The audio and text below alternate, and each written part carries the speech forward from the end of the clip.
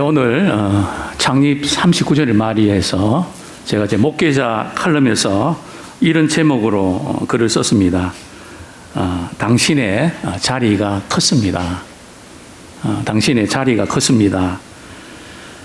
지난 목회를 이렇게 돌아볼 때 우리 잘하는 것도 참 중요하지만 그 자리를 끝까지 지키며 자신의 역할을 감당하는 것이 참 얼마나 중요한지를 새삼 깨닫게 됩니다.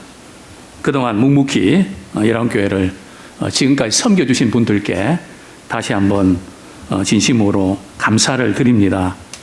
하나님께서 우리 한 분 한 분을 통해서 그 자리를 빛내시며 또 그 자리를 통해서 선한 영향력을 끼치는 자가 되기를 축복합니다. 문득 고린도전서 13장 7절의 말씀이 생각이 납니다. 사랑은 모든 것을 참으며 모든 것을 바라며 모든 것을 견디며 모든 것을 믿으며 모든 것을 견디느니라. 이것을 참 목회하면서 교회 생활하면서 정말 그래서 주님이 날 위하여 십자가 지시고 그 사랑 우리에게 베풀어 주셨구나. 모든 것을 참는다는 것, 참 한계를 많이 우리 느낍니다. 제가 목회를 하려고 할 때 제일 약한 부분이 이 부분입니다. 이 잘못된 것을 보면 참지를 못하거든요. 근데 사랑은 모든 걸 참아야 된다 그러는데 오늘 본문의 사랑은 부부간의 어떤 그런 서로를 향한 사랑일 수도 있지만 이 사랑은 그 단계에 머무는 것이 아니라 말이죠. 주님이 우리에게 베풀어 주신 그 사랑 때문에 우리는 참을 수 있습니다. 사랑과 사랑 관계는 나한테 잘하고 못해주고 항상 그 어떤 오고 가는 거기에 비추어서 사랑의 강도가 달라지지만 거기서는 우리는 늘 한계를 느낍니다. 여기까지다. 더 이상은 못 참겠다. 그럴 때가 얼마나 많습니까? 그러나 그때마다 우리는 그 사랑을 넘어서 주님이 나에게 어떻게 사랑해 주셨지? 주님의 사랑 때문에 참을 수가 있습니다. 또 주님의 사랑 때문에 모든 것을 바랄 수 있습니다. 참 우리가 이 바란다는 거, 기대가 막 꺾인 다음에 바라는 것이 가능할까요? 그 인간은 안 될 것 같은데, 이제는 끝난 것 같은데, 그럼에도 불구하고 바랄 수가 있을까요? 우리는 다른 것을 바라지 않고 오직 예수님만 바라는 자 되기 원합니다. 우리 참는 것도 주님을 바라볼 때에 그 참을 수 있는 힘이 생깁니다. 또 모든 것을 믿으며 도저히 믿을 수가 없는데 뭘 믿으라는 겁니까? 좌절과 패배의식에 사로잡혀 있는데 그래도 믿을 수가 있을까요? 어디서 무너진 믿음의 터를 회복할 수 있을까요? 우리 가정도 그렇고 교회도 그렇고 이 사회도 그렇고 마치 믿음의 터에 지진이 일어난 것처럼 지진이 나면 모든 것이 온통 흔들려버립니다. 그동안 좋았던 거, 누렸던 거, 그 모든 것이 믿음의 터가 무너지면 와르르 무너집니다. 우리 어디서 믿음을 회복할 수 있을까요? 나를 이처럼 사랑해 주셨던 우리 주님 때문에 우리는 믿을 수 있습니다. 또 성경은 강조합니다. 모든 것을 견디느니라. 저는 우리 인생은 버티기 작전이라고 표현하고 싶습니다. 우리 연세 드신 분이 많이 계시지만 참고 버티는 것, 그 힘이 성숙이기도 하고 그것이 믿음이기도 합니다. 모든 것을 견디느니라. 모든 것을 참으며 모든 걸 견딘다. 저는 오늘 39절 맞이해서 러브 처치라고 하는 제목으로 우리 함께 도전을 받기를 원합니다. 네, 러브 처치. 존 메가다 목사님이 쓰신 하나님이 계획하신 교회라는 그 책에 보면 이런 내용이 있습니다. 어떤 개신교 신자가 캐톨릭으로 교적을 이제 바꾸려고 하면서 이 저자 목사님에게 편지를 썼습니다. 편지 내용인즉 이러합니다. 개신교 그리스도인들은 교회를 소중하게 생각하지 않는 것 같습니다. 개신교 교인들은 교회를 소중하게 생각하지 않는 것 같습니다. 성경은 교회를 그리스도께서 세우셨고 또 사랑하는 제도로 묘사하고 있습니다. 가톨릭 교인들은 교회를 무엇보다 소중하게 여기지만 내가 아는 개신교 그리스도인들은 대부분 교회를 소중하게 여기지 않아요. 예리하게 지적하는 것 같습니다. 저는 또 우리 성도님들은 교회를 사랑하십니까? 참 교회가 너무너무 소중합니까? 한 줄 예배 못 드리면 미칠 것 같고 이게 사는 게 사는 것 같지 않은 교회를 통해서 예배 드리고 하나님의 은혜를 힘입고 찬양하고 감사하고 믿음의 성도들 만나고 난 한 주라도 교회를 빠지면 나는 견딜 수가 없습니다. 이게 사는 게 사는 것 같지 않습니다.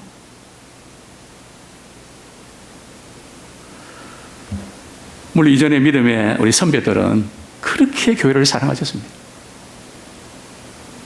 돌아가신 어떤 권사님 제게 기도 부탁을 하셨습니다. 목사님, 저는 살아생전에 교회를 딱 한 번만 빠질 수 있도록 기도해 주십시오. 그래서 제가 물었습니다. 권사님, 교회를 딱 한 번만 빠지게 해달라고 하는데 딱 한 번이 언제입니까? 바로 그날은 제가 죽은 날입니다. 다시 말씀드리면 내가 죽기까지는 예배를 드리는 일, 교회를 사랑하는 일, 교회에 별일이 없는가? 참 교회를 소중히 여겼던 참 믿음의 선배들. 그러나 우리는 교회에 대해서 마음이 떠 있습니다. 우리의 문제는 다른 여러 가지 있지만 러브 처치가 필요합니다. 저부터요. 오늘 한국교회에 필요한 것이 바로 이 부분입니다. 아무데나 가서 예배드리면 그만이지. 그만이 이것이 우리 신앙을 위험적으로 몰아넣습니다. 교회생활, 예배생활 이거는 그만이 아닙니다. 다시 한번 우리의 믿음생활 정말 주님의 피로 산 몸된 교회를 사랑하는 우리가 되기 원합니다. 교회에 대해서 무관심하고 의미 없이 반복적으로 우리가 출석만 하는 교인들이 이외로 많습니다. 주님의 피로 사신 교회라면 우리는 교회를 사랑하는 자가 되기 원합니다. 이 세상에서 가장 가고 싶은 것이 어딜까요? 이 세상에서 가장 보배로운 것이 어딜까요? 경치 좋은 외국의 어떤 명소일까요? 화려한 호텔일까요? 커피숍일까요? 참 우리에게 가장 보배로운 곳이 어딜까요? 성경은 말씀합니다. 이 세상에서 교회가 가장 보배로운 곳입니다. 왜요? 보배로운 피로 세워진 곳이기 때문에 그렇습니다. 나를 위해서 생명을 주신 그분이 계시기 때문에 그렇습니다.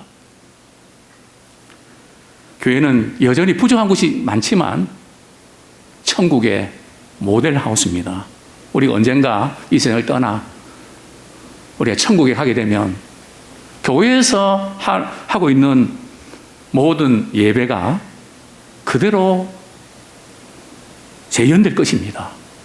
지금 우리는 교회에서 예배드리는 이 모습은 천국의 맛배기를 보는 겁니다. 맛배기가 뭔지 아십니까? 이전에, 우리 코로나 이전에는 마트나 이렇게 대형 슈퍼에 가면 그 음식 코너에 가면 공짜로 주워 먹는 거, 저도 참 좋아합니다. 어떤 때는 그것만으로도 배가 찰 때가 있습니다. 우리 예배는 천국의 맛보기를 보는 것입니다. 바울은 그리스도와 교회의 관계를 아내와 남편의 관계로 비유하고 있습니다. 오늘 본문은 우리 결혼식 때 우리 목사님들이 남편들아, 아내들아, 어떻게 해라. 참, 우리 이런 말씀을 많이 들었는데, 이 남편과 이 아내의 관계도 대단히 중요하지만, 바울이 에베소 교회에게 주셨던 메시지의 그 강조점은 여기 있습니다. 우리 에베소서 5장 32절. 이 비밀이 크도다. 나는 그리스도와 교회에 대하여 말하노라. 그리스도와 교회에 대하여 말하노라. 즉 그리스도께서 교회를 어떻게 사랑하셨는지 그것을 남편과 아내의 사랑의 관계로 설명하고 있다는 거죠. 그러니까 우리는 우리 교회 생활, 결혼 생활을 말이죠, 행복의 관점에서만 보지 마십시오. 그러면 여지없이 박살납니다. 결혼해서 행복한 부부들이 얼마 동안 진행될까요? 하나님께서 이 결혼은 행복을 위해서만 주신 게 아닙니다. 물론 결혼 생활 때 우리 행복하죠. 이 결혼 생활은 속죄의 관점에서, 또 교회 생활은 속죄의 관점에서 보셔야 됩니다. 주님이 나를 어떻게 사랑해 주셨는가? 왜 나를 위해서 십자가에 자신을 내어주시고 생명까지 주셨는가? 남편과 아내의 관계를 거기서 봐야지. 당신이 나한테 뭐 해준 게 뭐가 있는데, 나는 당신한테 이렇게 했는데, 이 관점에서 생각하면 오래 못 갑니다. 교회 생활도 마찬가지입니다. 내가 교회를 통해서 받은 축복이 뭐가 있습니까? 우리는 교회 생활을 속죄의 관점에서 보기를 소원합니다. 속죄의 관점이라는 것은 그리스도께서 교회를 어떻게 사랑하셨는가, 그 관점에서 우리 교회 생활하기를 소원합니다. 첫 번째, 저는 이렇게 도전하고 싶습니다. 그리스도께서 교회를 사랑하신 것처럼 교회를 사랑합시다. 우리 에베소서 5장 25절 제가 읽어드리겠습니다. 남편들아, 아내 사랑하기를 그리스도께서 교회를 사랑하시고 그 교회를 위하여 자신을 주신같이 하라.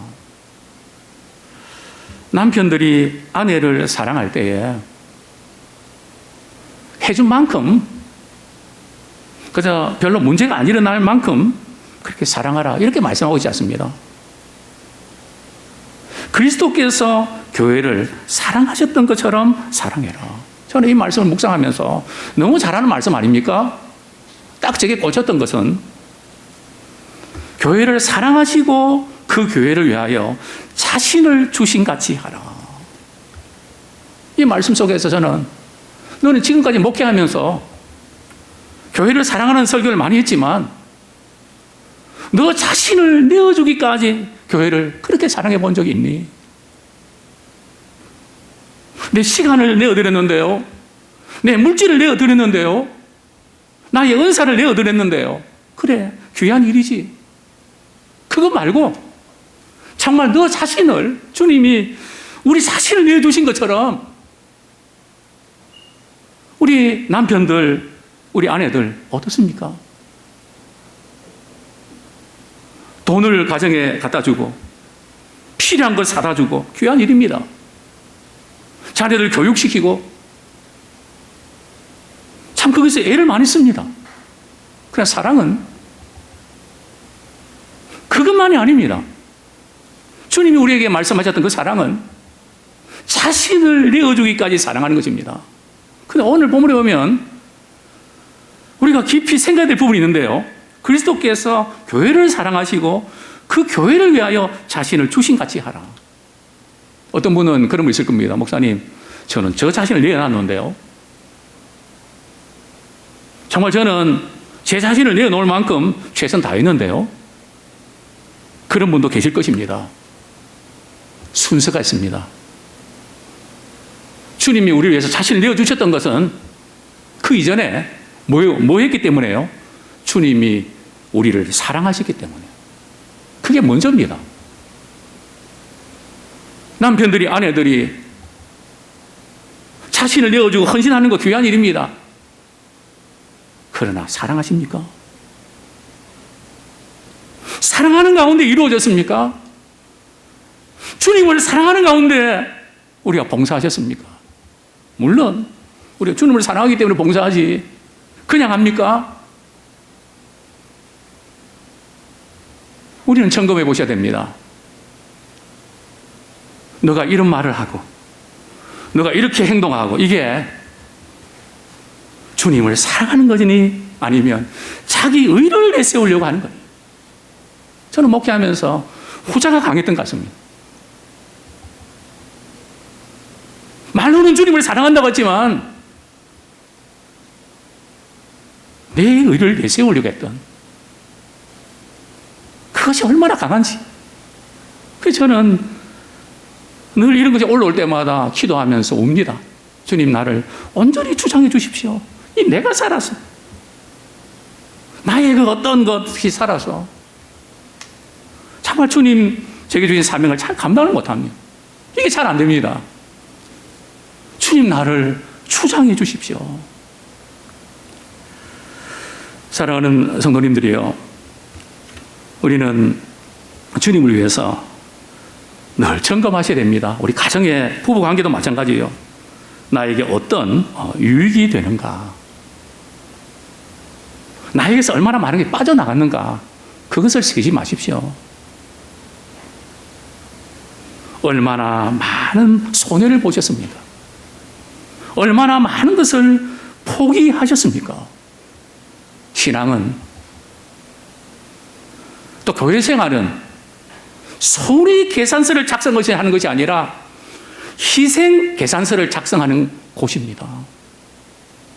손익 계산서를 따지면 신앙이 아닙니다. 얼마나 내게 유익한가. 요즘 저는 이런 부분에서 많은 고민을 합니다. 많은 사람들이 사용자 편의를 위한 교회를 추구하고 있습니다. 내 자녀들이 여러 가지 좋은 프로그램을 통해서 많은 걸 배우고, 물론 부모 마음은 똑같습니다. 예배도 골라서 예배 드릴 수 있고, 봉사 안 해도 되고, 편하게 신앙생활 할 수 있고, 그게 대세입니다. 그러나 교회는 사용자 편의를 위한 곳이 아니라 주님이 우리를 사랑하셔서 자신을 내어주셨던 것처럼 우리 또한 교회를 사랑하고 자신을 내어주는 그런 교회가 되기 원합니다. 또 그런 마음으로 교회를 섬기는 자가 되기를 원합니다. 그렇습니다. 우리가 언제부터인가 예배드리고 또 주님 일하는 것이 부담이 될 때가 있습니다. 저도 마찬가지입니다. 누가 잘하고 누가 잘못해서 그런 걸까요? 그 이유가 뭘까요?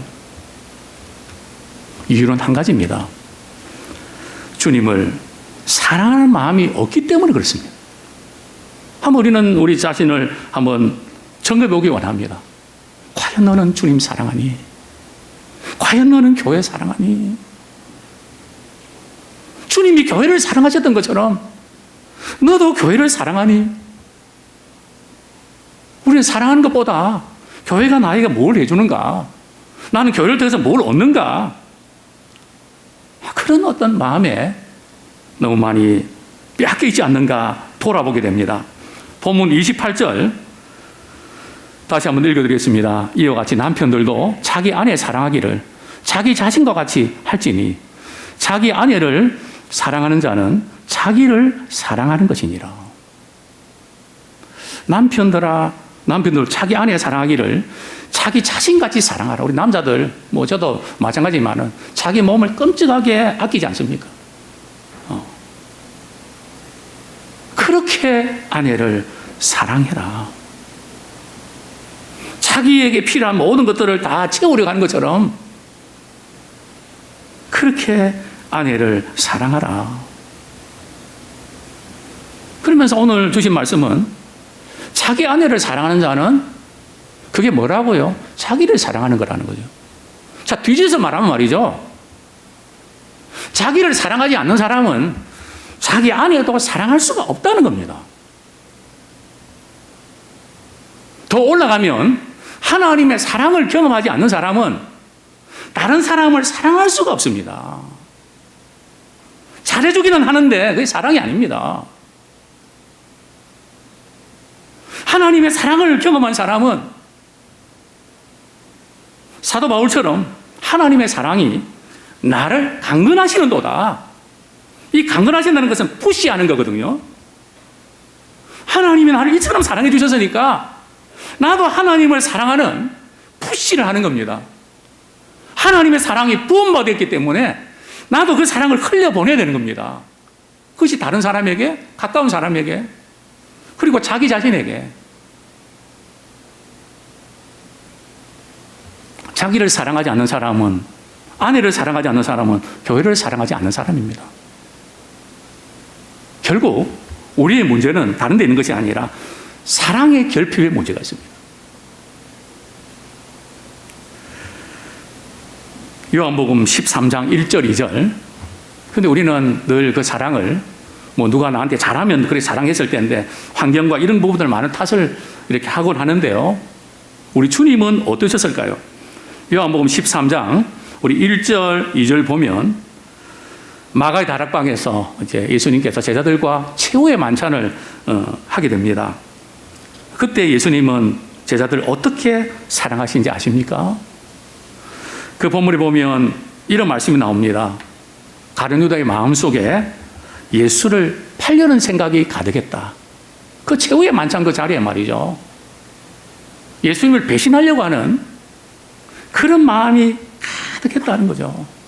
근데 예수님께서는 요한복음 13장 1절에 자신이 아버지께로 돌아갈 때, 즉 예수님께 십자가 지시고 죽음을 맞게 될 때가 가까이 온 줄 아셨습니다. 그런데 가룟 유다 배신 때리죠. 베드로 3번씩이나 저주하고 모른다고 맹세하면서 나 그분 모른다고 잡아떼죠. 또 제자들은 다 도망칠 것을 아셨습니다. 결정적인 순간에 제자들은 미스테이크를 한 겁니다. 3년 동안 제자 훈련한 모든 것이 깡그리 무너져 버리는, 정말 예수님이 얼마나 허탈하셨을까요? 인간적으로 말입니다. 그런데 요한복음 13장 1절 2절 보면 이렇게 말씀하십니다. 예수님께서 자기 사람을 사랑하시되 언제까지 사랑하신다고요? 끝까지 사랑하셨다. 저는 이 말씀을 들을 때 어떻게 그럴 수가 있을까? 같이 만찬 자리도 같이 하고 싶지 않을 텐데, 정말 자리를 같이 하고 싶지 않은데 자기 사람을 사랑하시되 끝까지 사랑하셨다. 즉 죽기까지 사랑하셨습니다. 참 우리는 주님을 사랑한다고 하지만 교회를 사랑하되 변덕스러울 때가 한두 번이 아닙니다. 저는 목회하면서 정말 교회를 사랑하는 게 이런 거구나. 어떤 집사님이 교회를 사랑하셨던 그 모습들을 같이 나누기 원합니다. 그분은 어렵게 미국으로 가시게 됐습니다. 새벽 기도의 그 자리, 또 교회를 섬기는 그런 자리, 그것 때문에 늘 걱정하셨던 것 같습니다. 또 역삼동 그 시장에 제 머리를 커트하는데 늘 그걸 해주셨습니다. 그것도 공짜로 말입니다. 그래서 내가 가면 우리 목사님 머리를 어디서 하시나 고민해서 말이죠. 제가 미국 가면 목사님 공짜로 해드릴 수 있는 곳을 두 군데를 소개해 주시더라고요. 목사님 거기 가면 제가 돈 내서 가도 됩니다. 그동안도 감사합니다. 아닙니다. 목사님 무슨 돈이 있습니까? 거기 가십시오. 제 머리 하는 것까지 신경 쓰시더라고요. 그리고 목사님 새벽마다 제 빈자리 얼마나 마음이 아프시겠습니까? 제가 우리 동생, 여동생 또 남편까지 제가 예람교회에 가도록 그렇게 부탁했습니다.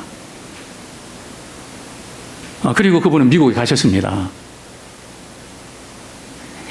이제 우리 예람교회는 뭐 저도 그렇고 우리 권사님 장로님들 언젠가 주님 부르시면 갈 수밖에 없습니다.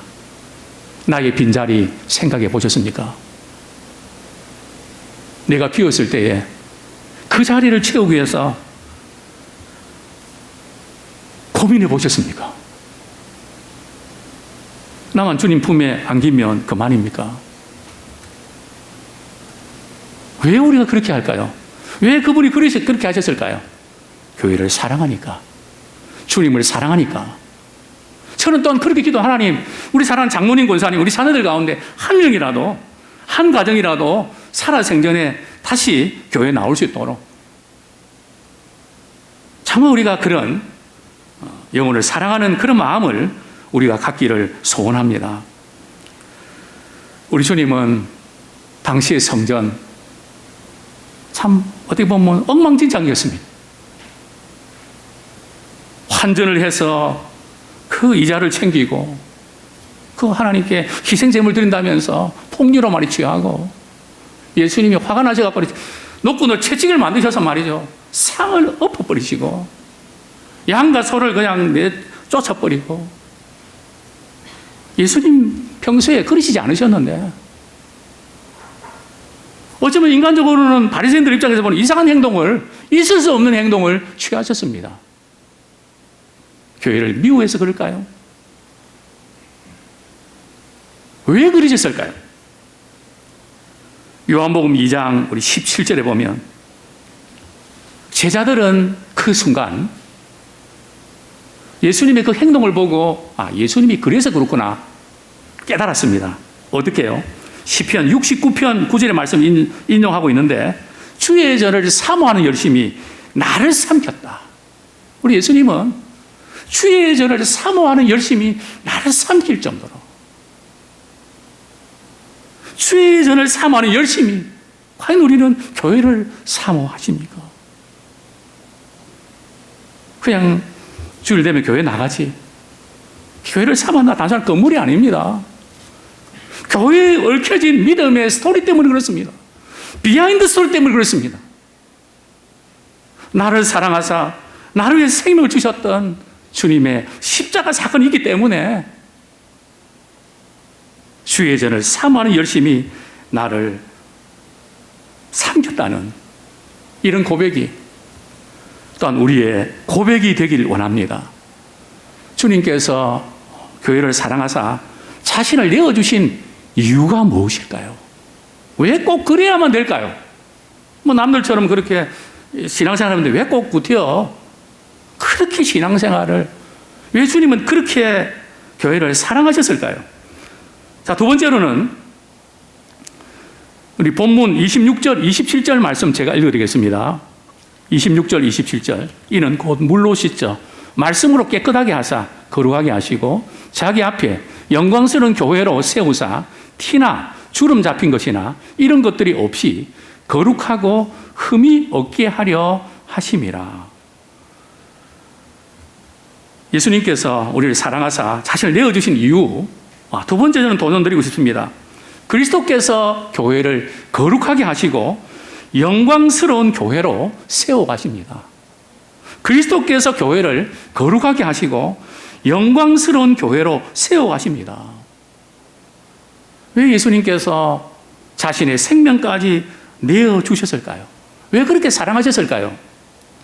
그것은 한 가지 이유 때문입니다.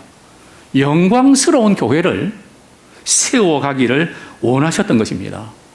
주님은 작은 교회든 큰 교회든 앞으로 주님 앞에 서게 될 날이 올 텐데 영광스러운 교회로 세워 가실 줄로 믿습니다. 우리는 예수 믿고 구원받았다, 나 천국 간다, 그게 만족할 것이 아니라 말이죠. 예수님이 왜 우리를 구원해 주셨는지, 왜 우리를 교회 공동체에 보내셨는지 그 이유를 우리가 아셔야 됩니다. 구원받은 사건으로 끝나는 것이 아니라 주님은 우리가 깨끗하게 살기를 원하십니다. 교회가 거룩해지기를 원하십니다. 티나 주름 잡힌 것 없이. 제가 저녁 기도 했단 말이죠. 저는 몰랐는데 어떤 목사님이 그러시더라고요. 목사님, 이 얼굴에 주름이 많이 패였는데 수술 한번 하시죠. 그러면 몇 년 젊어 보입니다. 그러시더라고요. 그래서 저는 그냥 뭐 당연하게 여겼는데 거울 앞에 보니까 이 주름이 좀 깊더라고요. 그래서 저녁마다 기도합니다. 하나님, 이 문대면서 말이죠. 티와 주름이 없어질지어다. 그렇게 기도해도 안 없어질 것 같아요. 주님은 그런 일을 하시는 분이 아니시니까요.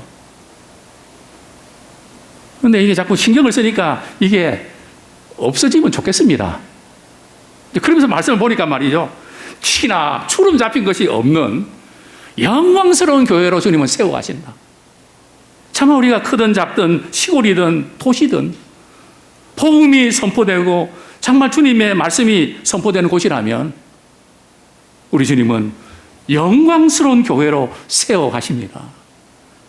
우리는 지금 우리의 모습들이 초라하고 부족해 보여도 주님의 피로 사신 교회는 언젠가, 뭐 지금도 그렇지만 영광스러운 교회로 주님께서 세워가십니다. 물로 짓는다는 것은 세례 의미하죠. 즉 예수님께서 우리의 죄를 위해서 십자가 지시면서 우리를 죄로부터 우리를 깨끗하게 주셨습니다. 우리는 영혼의 깨끗함을 경험한 사람입니다. 그래서 우리가 교회를 사모하는 이유는 다른 게 아니고요. 교회 와서 예배드리면서 주님의 사랑을 확인하고 또 우리는 영혼이 깨끗한 경험을 갖고 있기 때문에 주님의 보혈로 또 말씀과 기도로 우리가 회개하고 돌이키면서 우리의 영혼이 깨끗해지는, 그래서 하나님 앞에서 거룩한 모습으로 우리가 나아가는 그 맛을 우리는 보기를 원합니다. 우리는 깨끗해지고 거룩해져야 됩니다. 저는 늘 그런 말씀 드리곤 합니다. 세차에 가서 세차할 때 그 짧은 시간 동안 어떻게 보내십니까? 저는 그 시간 기도합니다. 하나님, 제 영혼을 저렇게 깨끗하게 세척해 주십시오. 영혼이 더럽습니다. 복잡합니다. 좀 깨끗하게 해 주십시오. 어떤 분들은 사우나 가서 그 맛이 참 좋다 그럽니다. 물론 개운한 맛, 그런 걸 겁니다. 정말 주님을 사랑하고 회개하고 은혜를 경험한 사람은 영원히 깨끗해지는 그 맛을 우리는 찾아야 됩니다. 말씀으로 씻어 깨끗하게 하는, 성령의 역사하심으로 회개하며 돌이키면서 유쾌한 날이 이를 것이다. 어떤 유쾌한 날입니까? 우리 영혼이 깨끗해져서 믿음으로 주님을 보는, 마음이 청결한 하나님을 볼 것이며, 이런 모습을 보시기 위해서 우리 주님은 자신을 내어주셨습니다. 사랑하는 성도님들이요, 우리는 지금 무엇을 해야 될까요? 왜 우리가 흠이 없이 또 깨끗한 모습으로 준비되어야 될까요? 우리는 누군지 아십니까? 우리 결혼식장으로 한번 가보시죠. 신부가 신랑을 이제는 맞기 위해서 대기실에서 준비도 하고 깨끗하게 단장합니다. 왜요? 신랑을 맞기 위해서. 그래서 사회자가 그렇게 이야기합니다. 오늘의 주인공 신부를 모시겠습니다. 막 박수를 칩니다. 참 영광스러운 순간입니다. 이제 우리가 이 결혼식장에서 천국 식장으로 한번 가보기 원합니다. 요한계시록 19장 7절 8절 제가 읽겠습니다. 우리가 즐거워하고 크게 기뻐하며 그에게 영광을 돌리세. 어린 양의 혼인기약이 이르렀고 그의 아내가 자신을 준비하였으므로 그에게 빛나고 깨끗한 세마포 옷을 입도록 허락하셨으니 이 세마포 옷은 성도들의 옳은 행실이로다. 예수님 재림하실 때 신부 되신 교회는 그리스도를, 신랑 되신 그리스도를 맞이하게 될 것입니다. 그냥요? 아니요. 이 세상에 사는 동안에 우리는 주님의 피로 깨끗 제사함 받았고 계속 말씀 속에서 깨끗해지고 거룩해지는, 그래서 신랑 되신 그리스도를 우리가 맞이하는, 그것이 우리가 이 세상을 살아가는 삶의 목적입니다. 성경은 또한 이렇게 말씀합니다. 에베소서 5장 28절 29절 제가 다시 한번 읽어드리겠습니다. 이와 같이 남편들도 자기 아내 사랑하기를 자기 자신과 같이 할지니 자기 아내를 사랑하는 자는 자기를 사랑하는 것이라. 누구든지 언제나 자기 육체를 미워하지 않고 오직 양육하여 보호하기를 그리스도께서 교회에게 함과 같이 하나니. 저는 이 말씀을 우리 특별히 29절 읽으면서 누구든지 언제나 자기 육체를 미워하지 않고, 이 말씀이 꽂혔습니다. 자기 육체를 미워하는 사람이 있을까? 내가 왜 이 세상에 태어나서 사랑받지 못하고 이렇게 버림받아서 이렇게 비참하게 살아가야 될까?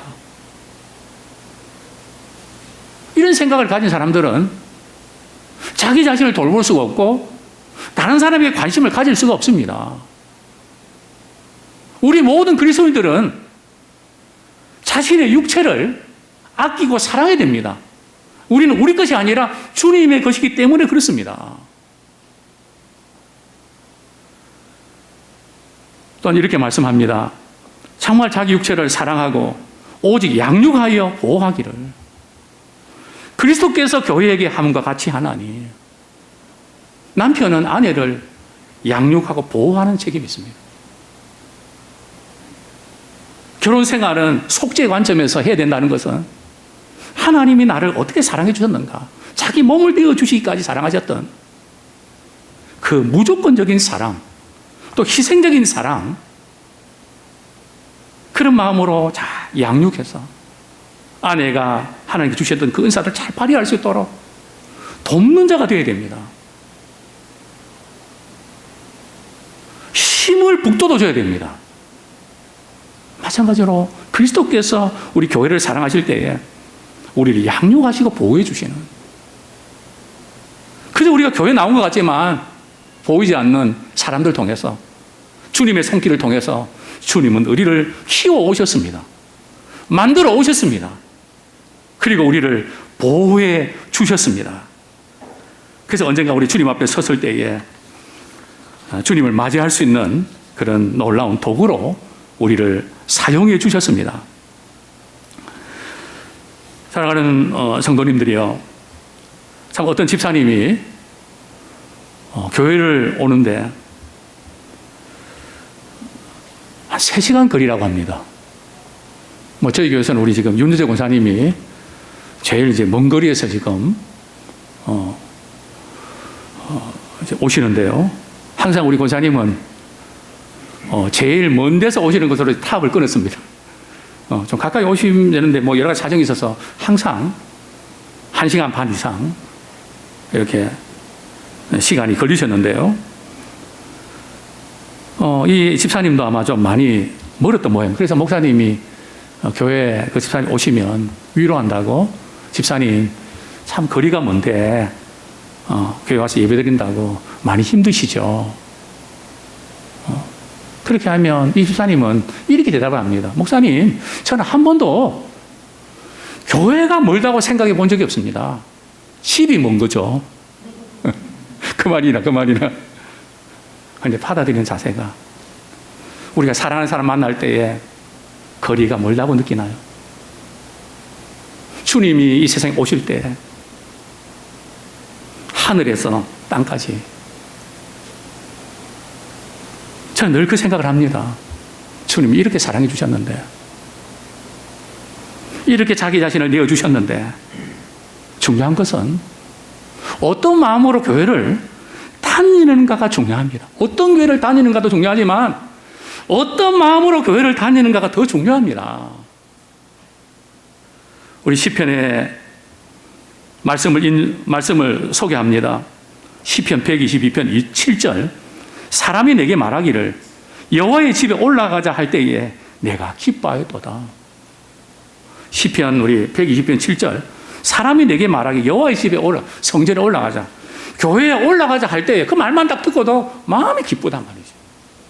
교회 간다는 그 자체 때문에 마음이 깊어서 어쩔 줄 모르는 거죠. 정말 우리에게 이 기쁨이 있기를 소원합니다. 왜 그럴까요? 우리 시편 133편 3절에 보면 다윗은 하나님께서 복을 어디서 명하시는지 알았습니다. 시편 133편 3절, 헐몬이 산들에 내린 같도다. 거기서 여호와께서 복을 명하셨나니 곧 영생이로다. 이 시온산이 어떤 곳입니까? 하나님의 법궤가 안치된 곳입니다. 즉 하나님의 말씀이 선포되는 곳입니다. 바로 그 교회를 통해서 하나님께서 복을 명하셨습니다. 그럼 교회만 다니면 복을 받나요? 복을 못 받으면 교회에 옮기면 되는 건가요?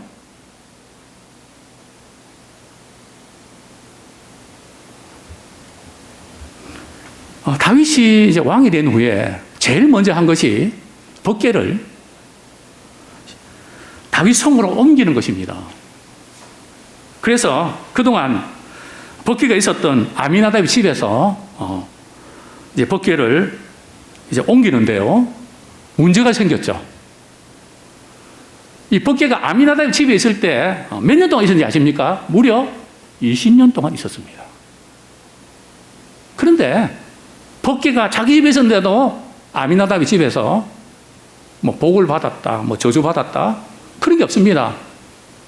교회를 다니나 안 다니나 똑같습니다. 아무런 차이가 없습니다. 그래서 이 아미나답의 집에서 그 아들 둘이 말이죠, 이제 우사와 야호가 새 수레를 모시고 이제 법궤를 옮기는데 나곤의 타작마당에 딱 이러니까 말이죠, 소가 그냥 띠으로 말이죠. 그러니까 법궤가 떨어질 것 같으니까 법궤를 딱 잡았는데 우사는 그 자리에서 즉사하고 말았습니다. 자, 그런데 이 사건으로 인해서 다윗은 엄청나게 겁이 났습니다. 좋은 의도로 이렇게 했는데 왜 이런 일이 일어나지? 그래서 가드 사람 오벳 에돔의 집으로 법궤를 미어갑니다. 소식이 들립니다. 법궤가 안치된 지 3개월이 됐는데 어떤 일이 일어났나요? 하나님께서 오벳 에돔의 집과 그 소유에 복을 주셨습니다. 중요한 것은 법궤, 즉 하나님의 말씀을 어디에 두느냐가 중요한 게 아니고 그 하나님의 말씀을 내가 섬기는 교회에서 어떻게 우리가 대하는가가 더 중요합니다. 어떤 교회든 주님을 사랑하고 주님의 말씀에 순종할 때에 복을 받게 되어 있습니다. 어떤 복입니까? 그것은 영생의 복입니다. 주님과 함께 영원한 생명을 누리는 복입니다. 그렇습니다. 교회는 천국의 모델하우스입니다. 교회의 크기와 관계없이 복음이 선포되는 곳은 영광스러운 교회로 세워질 것입니다. 신부된 교회는 주님 앞에 서기까지 깨끗하고 거룩하게 단장되는 그런 우리가 되기 원합니다. 아무쪼록 러브처치, 교회를 사랑하는 우리 모두가 되길 원합니다. 사랑하는 믿음의 성도들이 모인 그곳에 우리 주님은 영광스러운 교회로 세워갈 것을 확신합니다. 이 시간 우리 말씀 붙잡고 참 교회를 사랑하지 못했던, 뭐 여러 가지 많은 이유가 있지만 정말 우리 마음 가운데 주님을 사랑하는 마음, 그게 약화되고 교회를 사랑할 마음이 없었던 부분들을 우리가 회개하고 결단하면서 정말 주님 몸된 교회 사랑하기 원합니다. 제 역할들을 잘 감당하며 주께 영광 돌려드리기를 소원합니다. 주께 약속하신 그 복을 경험하기 원합니다. 무슨 자리를 이동한다고 되는 게 아니라 마음을 이동해야 됩니다. 우리 마음의 중심이 주님을 향하고 그분을 따라야 됩니다. 우리가 이 영적 회복을 위해서 한번 회개와 결단의 기도 드리겠습니다.